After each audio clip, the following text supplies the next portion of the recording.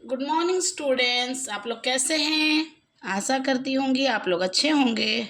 ठीक है, तो अब हम लोग एक नए चैप्टर के साथ आए हैं। नए चैप्टर के साथ शुरू करेंगे। तो मैंने पिछले वीडियोस में कंप्लीट की थी क्या, अनमोल वाणी के चारों जो भी दोहे पद थे। लास्ट वाला था रहीम, तो रहीम को कंप्लीट किया गया था।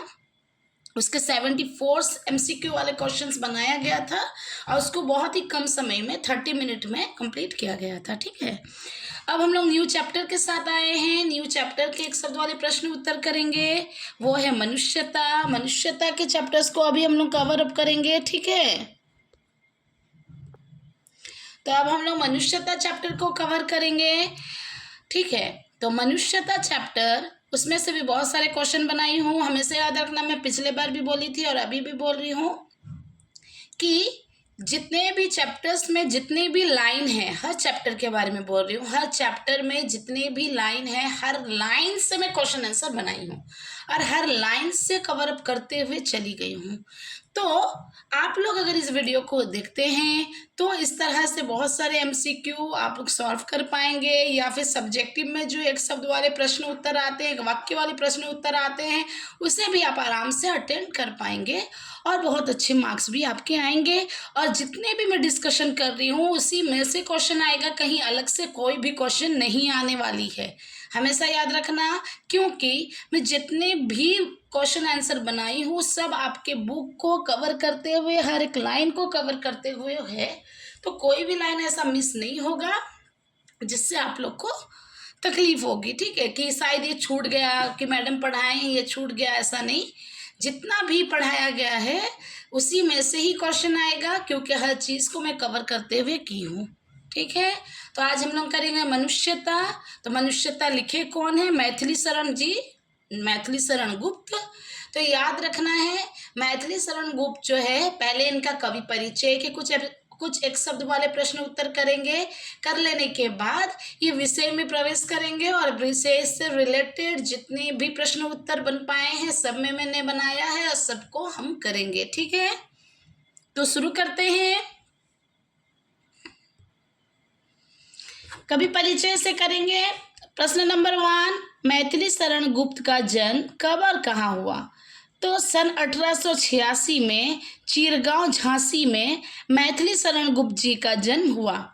प्रश्न नंबर 2, मनुष्यता कविता के कवि का नाम क्या है? देखो वही क्वेश्चन है कि मनुष्यता कविता के कवि का नाम क्या है। तो मनुष्यता कविता के कवि का नाम मैथिली शरण गुप्त है। प्रश्न नंबर 3, मैथिली शरण गुप्त जी को हिंदी के अलावा और कौन कौन सी भाषा में ज्ञान था? तो मैथिली शरण जी गुप्त जी को हिंदी के अलावा संस्कृत, बंगला, मराठी, अंग्रेजी भाषा में ज्ञान था। तो जब MCQ वाले क्वेश्चन आएंगे तो इस तरह से 4 ऑप्शन भी देंगे और 4 ऑप्शन देने के बाद उसमें से कौन सा गलत है, या कभी रहेगा कि उसमें से कौन सा सही है, उसका आंसर 2 बोल के रहेगा। ठीक है, तो ये अभी मैं आप लोग को याद कराने के लिए ये वीडियो बनाया गया है कि आप लोग पढ़ो और याद करो। तो इसीलिए ये एक शब्द वाले प्रश्न उत्तर हैं। तो जब हम लोग इसको कंप्लीट कर लेंगे तो हम लोग रिवीजन करेंगे। तो रिवीजन में 4 ऑप्शन दिए गए रहेंगे, 4 ऑप्शन दिए गए रहेंगे और 4 ऑप्शन से ही चूज करके आप लोग को आंसर बताना होगा। ठीक है, अभी फिलहाल ऑप्शन इसलिए नहीं दिया जा रहा है क्योंकि अभी आप लोग याद कर रहे हैं ना, और याद के टाइम पे अगर ऑप्शन दे दिया जाए तो बच्चे कंफ्यूज हो जाते हैं और ऐसे में उन्हें याद भी नहीं रहता। इसलिए विदाउट ऑप्शन जो आंसर है उसी आंसर को फॉलो करते हुए डायरेक्टली करेंगे, कोई ऑप्शन नहीं देंगे। ठीक है, तो कौन कौन से भाषा में मैथिली शरण गुप्त जी का ज्ञान था? वह है संस्कृत, बंगला, मराठी और अंग्रेजी। प्रश्न नंबर 4, हमारे राष्ट्र कवि कौन है? तो हमारे राष्ट्र कवि है मैथिली शरण गुप्त जी। प्रश्न नंबर 5, गुप्त जी का परिवार किसका भक्त था? तो गुप्त जी का परिवार राम भक्त था। किसका भक्त था? राम भक्त था। ठीक है, अब हम विषय में प्रवेश करेंगे। प्रश्न नंबर 6, मनुष्यता कविता में मनुष्य को क्या बनने की प्रेरणा दी गई है? मनुष्यता कविता में मनुष्य को क्या बनने की प्रेरणा दी गई है? तो मनुष्य को महान बनने की प्रेरणा दी गई है? क्या प्रेरणा दी गई है? महान बनने की। प्रश्न नंबर 7, कवि किससे ना डरने की बात कर रहे हैं? तो कवि मृत्यु से ना डरने की बात कर रहे हैं।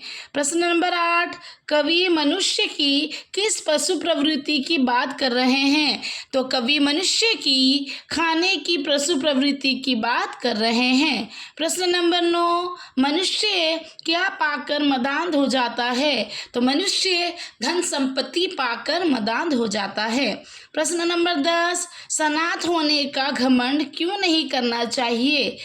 सनाथ होने का घमंड क्यों नहीं करना चाहिए? तो सनाथ होने का घमंड नहीं करना चाहिए क्योंकि दुनिया में अनाथ कोई नहीं है, ईश्वर सबका स्वामी है।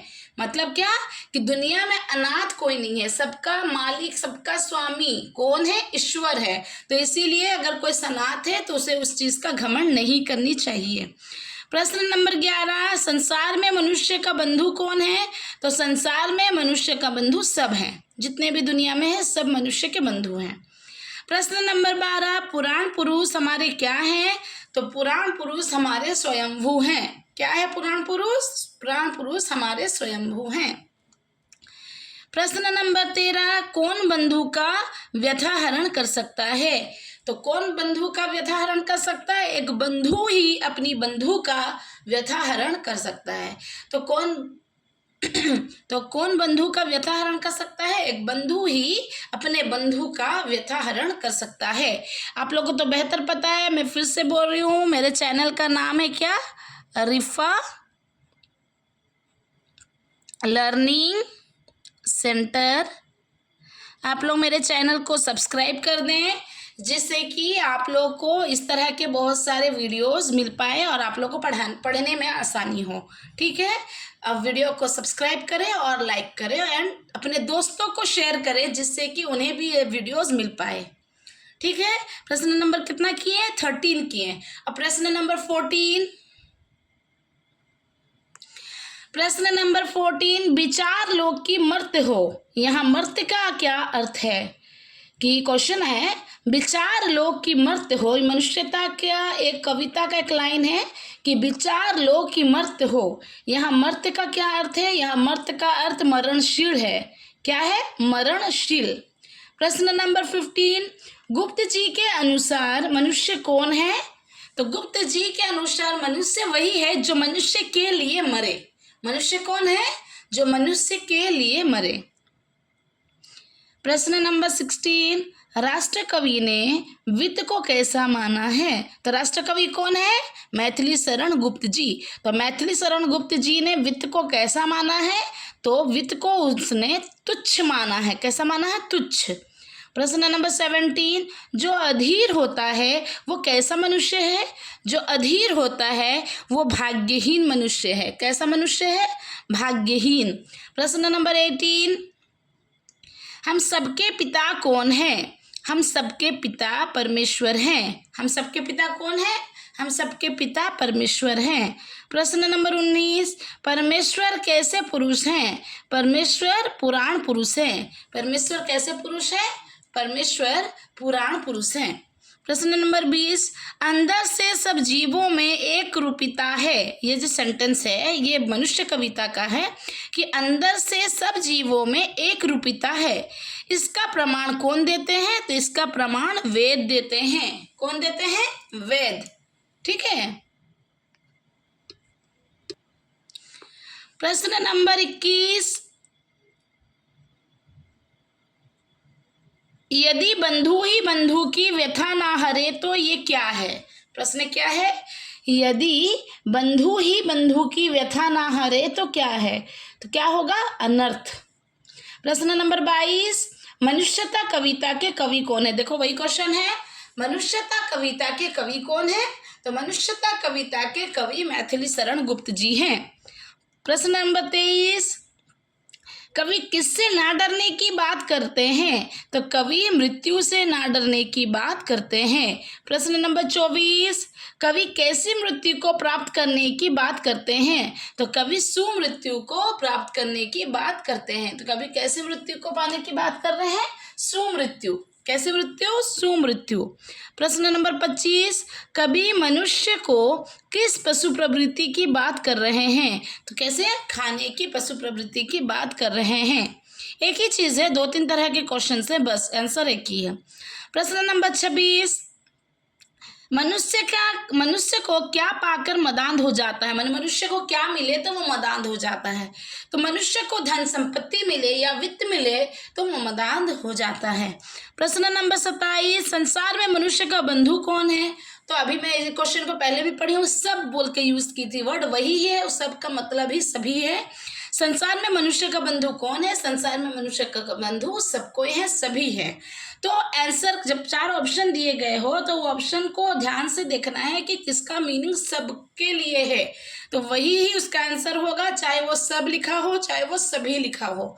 अगर लिखा है तो वही उसका आंसर है। तो संसार में मनुष्य का बंधु कौन है? तो सभी मनुष्य के बंधु हैं। प्रश्न नंबर 28, पुराण पुरुष हमारे क्या हैं? ये पहले भी प्रश्न में दे चुकी हूँ कि पुराण पुरुष हमारे क्या हैं? तो पुराण पुरुष हमारे स्वयंभू हैं। प्रश्न नंबर 29, कौन बंधु की व्यथा हरण कर सकता है? ये पहले भी क्वेश्चन है कि कौन बंधु की व्यथा हरण कर सकता है? एक बंधु ही हमारे बंधु की व्यथा हरण कर सकता है। प्रश्न नंबर 30, कौन अमर हो जाता है? दूसरों के लिए जीने वाले। कौन अमर हो जाते हैं? जो दूसरों के लिए जीते हैं वही अमर हो जाते हैं। प्रश्न नंबर 31, कवि ने किसे बड़ा विवेक माना है? मनुष्य को। कवि ने किसे बड़ा विवेक माना है? मनुष्य को बड़ा विवेक माना है, मनुष्य का ही बड़ा विवेक है। प्रश्न नंबर 32, क्या जानकर गर्व नहीं करना चाहिए कि खुद सनाथ है? ये जानकर गर्व नहीं करना चाहिए क्योंकि दुनिया में कोई अनाथ नहीं होता, सब सनाथ है। जो अनाथ मतलब कि जो लोग घमंड कर रहे हैं कि हम लोग सनाथ हैं, उन्हें ये बता देना चाहिए कि दुनिया में कोई अनाथ नहीं है, सब सनाथ है और सबके परमेश्वर हैं मालिक। प्रश्न नंबर 33, कौन हमारे साथ है? तो त्रिलोकनाथ हमारे साथ हैं। तो हमारे साथ कौन है? त्रिलोकनाथ, 3 लोकों के नाथ त्रिलोकनाथ हमारे साथ हैं। प्रश्न नंबर 34, किससे लोभ में पड़कर हम गर्व से इठलाना नहीं चाहिए? मतलब किसी चीज में लोभ में पड़ के हमें गर्व से इठलाना नहीं चाहिए। वो चीज क्या है? संपत्ति। मतलब संपत्ति में पड़कर हमें गर्व से इठलाना नहीं चाहिए। समझ में आया?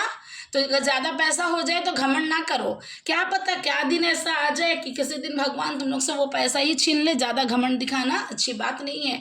भगवान दे सकता है तो भगवान ले भी सकता है, तो इसीलिए ज्यादा घमंड नहीं करना है।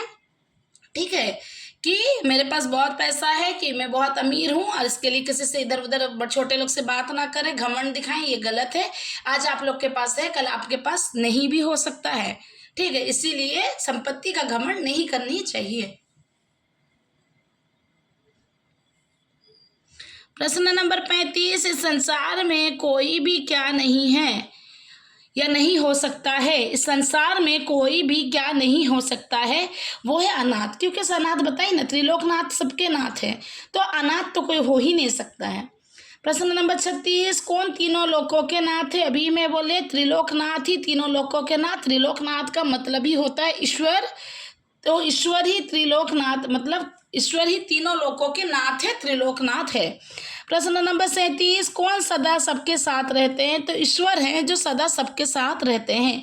प्रश्न नंबर 38, कौन परम दयालु हैं? गरीबों पर दया करने वाले। परम दयालु कौन है? गरीबों पर दया करने वाले परम दयालु हैं। ठीक है।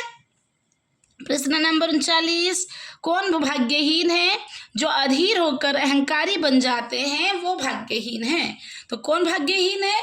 जो अधीर होकर अहंकारी बन जाते हैं वो भाग्यहीन है। प्रश्न नंबर 40, मनुष्य कौन है? ये पहले भी क्वेश्चन पढ़े हैं। मनुष्य वही है जो मनुष्य की सेवा करे और उसके लिए मरे। मनुष्य कौन कहलाएगा? मनुष्य तो वही है जो मनुष्य की सेवा करे और उसके लिए मरे। प्रश्न नंबर 41, किसके बड़े हाथ है? तो दीनबंधु के बड़े हाथ है। किसके बड़े हाथ है? दीनबंधु के बड़े हाथ है। प्रश्न नंबर 41, दयालु कौन है? तो दयालु दीनबंधु हैं। दयालु कौन है? दीनबंधु दयालु हैं। प्रश्न नंबर 42, कवि ने किसे भाग्यहीन कहा है? जो अधीर हो जाता है कवि ने उसे भाग्यहीन कहा है। प्रश्न नंबर 43, आप ही चरे, ये कैसी प्रवृत्ति है? ये पशु प्रवृत्ति है। ये मनुष्यता का लाइन है, हम लोग मनुष्यता चैप्टर पढ़ रहे हैं, याद रखना है। आप ही चरे, ये कैसी प्रवृत्ति है? पशु प्रवृत्ति है। प्रश्न नंबर 44, पुराण पुरुष हमारे देश है? तो पुराण पुरुष हमारे पिता हैं। पुराण पुरुष हमारे क्या हैं? पिता हैं। प्रश्न नंबर 45, वेद किसका प्रमाण देते हैं? वेद अंतर की एकता का प्रमाण देते हैं। वेद किसका प्रमाण देते हैं? वेद अंतर की एकता का प्रमाण देते हैं। प्रश्न नंबर 46, यदि बंधु की व्यथा ना हरे तो क्या हो जाता है? यदि बंधु की व्यथा ना हरे तो अनर्थ हो जाता है। क्या हो जाता है? अनर्थ। प्रश्न नंबर 47, मैथिली शरण गुप्त के अनुसार अतीव भाग्यहीन कौन है? मैथिली शरण गुप्त जी के अनुसार अतीव भाग्यहीन कौन है? अधीर भाव जो करे वही अतीव भाग्यहीन है। प्रश्न नंबर 48, किसके हाथ बड़े विशाल हैं? तो दीनबंधु के हाथ बड़े विशाल हैं। किसके हाथ बड़े विशाल हैं? दीनबंधु के हाथ बड़े विशाल हैं। प्रश्न नंबर 49, जो अधीर भाव से रहता है उसे हम क्या कहते हैं? जो अधीर भाव से रहता है, धैर्य नहीं रखता, उसे हम भाग्यहीन कहते हैं। क्या कहते हैं? भाग्यहीन। जो अधीर हो जाते हैं वो भाग्यहीन होते हैं। प्रश्न नंबर 50, मरा नहीं वो जो जिया ना देश, तो मरा नहीं वो जो जिया ना आपके लिए। प्रश्न नंबर 51, वही मनुष्य है जो मनुष्य के लिए मरे, ये पंक्ति किस कविता की है? वही मनुष्य है जो मनुष्य के लिए मरे, ये पंक्ति मनुष्यता कविता की है। क्या कविता? कौन सी कविता की है? मनुष्यता कविता की है। प्रश्न नंबर 52, यदि बंधु ना बंधु की व्यथा हरे तो क्या हो जाता है? ये पहले भी क्वेश्चन था। यदि बंधु ही बंधु की व्यथा ना हरे तो अनर्थ हो जाता है। प्रश्न नंबर 53, कौन अंतर्केय का प्रमाण देते हैं? तो वेद ही अंतर्केय का प्रमाण देते हैं। प्रश्न नंबर 54, प्रमाणभूत शब्द का अर्थ क्या है? तो प्रमाणभूत शब्द का अर्थ है साक्षी। स्वयंभू कौन है? तो परमात्मा है हमारे स्वयंभू। कौन है स्वयंभू? परमात्मा।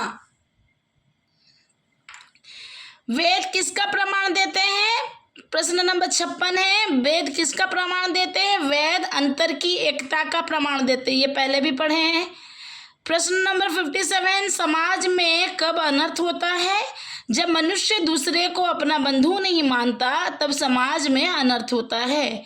तो समाज में अनर्थ कब होता है? जब मनुष्य दूसरे को अपना बंधु नहीं मानता है। प्रश्न नंबर 58, सिर्फ अपने लिए ही जीना कैसा है? तो सिर्फ अपने लिए ही जीना पशु प्रवृत्ति है। कैसा है? पशु प्रवृत्ति है। संसार में मनुष्य का बंधु कौन है? तो संसार में मनुष्य का बंधु मनुष्य खुद है। प्रश्न नंबर 60, दयालु दीनबंधु के हाथ कैसे, मतलब कैसे हैं? दयालु दीनबंधु के हाथ विशाल है। कैसे है? विशाल। देखो, इतने छोटे चैप्टर से अगर भी मैं क्वेश्चन 2-3 रिपीट की होंगी तब भी 55 क्वेश्चन तो कंप्लीट होंगे।